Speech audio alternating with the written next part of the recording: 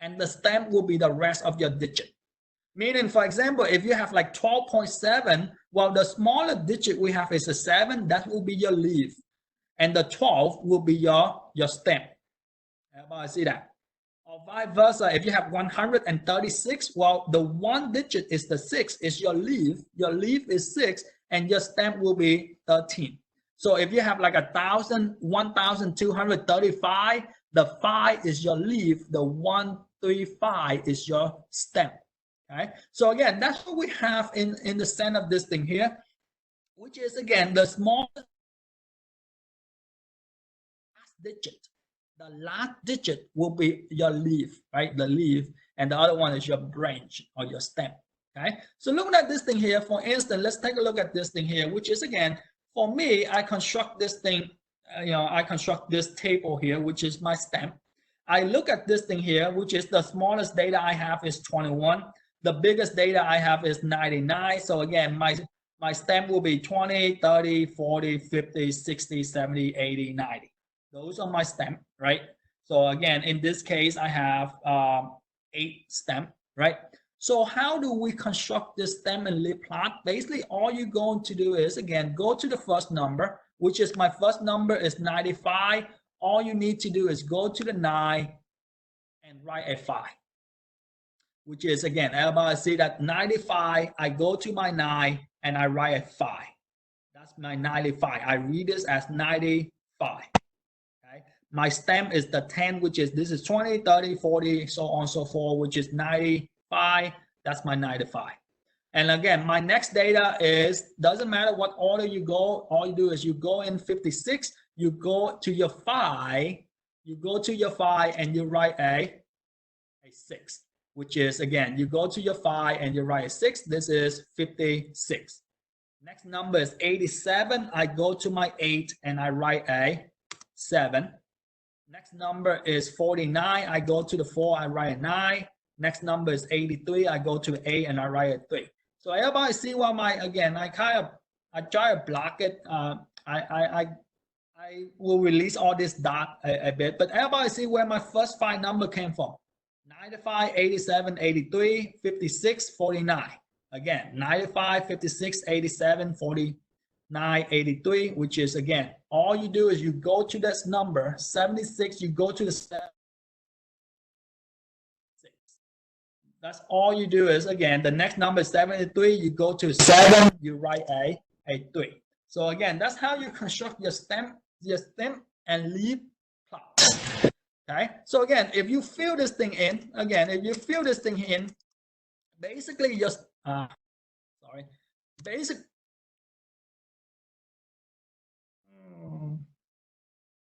can I remove?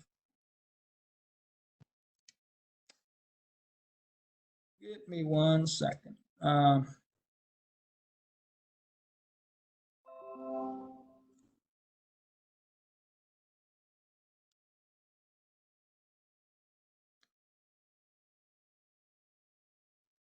So basically, again, if you remove all this thing here, this is how your stem and leaf should look like.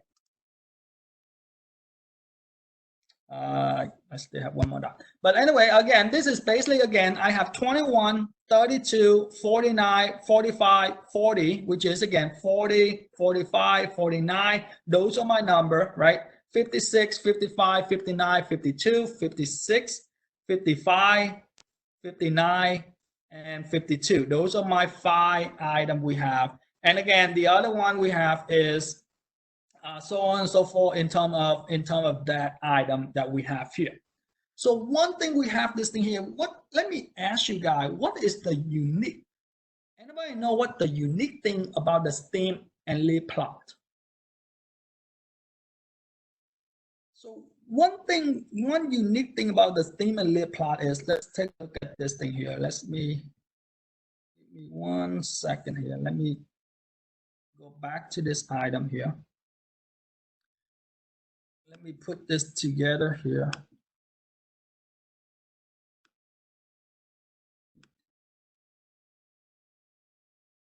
So let's take a look at this stem and leaf plot here. So look at this stem and leaf plot, and you look at this histogram. I should go with the other histogram. But if you take a look at this thing here, if I were to take the stem and leaf plot, and I turn it this way, everybody see that if I turn it this way, it's the same as my histogram. Everybody see that this right here, I have 1, 1, 3, 4, 3, 5, 5, 3, 1, 1. Everybody see I have 1, 1, 3, 4, 3, 5, 5, 3. If I take my stem and leaf and I turn it like that, everybody see that this is just basically the histogram sideways, right? The histogram sideways meaning the histogram going this way. So what does it mean? Why, or what is the unique thing about that? Because if you take a look at this thing here, if you take a look at this thing here,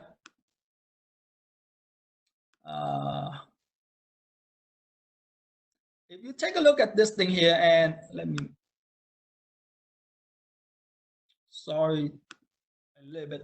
I try to fix this thing here, and then it's all messed up, and then I kind of like forget it. So I just go as we go with this. So this is what we have is take a look at this thing here, which is this is your histogram, this is your stem and leaf plot. They give you the same information.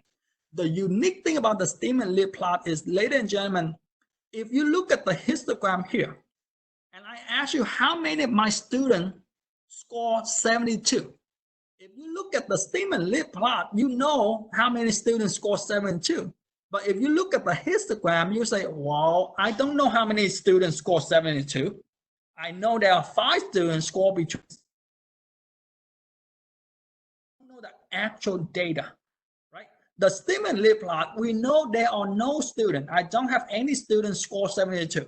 I have 1 student score 71, 1 student score 73, 1 student score 76, and 2 students score 75. I have 5 students in that group, and the stem and leaf plot, they show you the actual data, right? Meaning, again, if I ask you how many students score 90 on this test, you say, well, there are 1 student scores 90. And that's where the stem and leaf plot come in handy, because again, like I mentioned, if you take this thing and you turn it sideways, it's just the histogram here, right?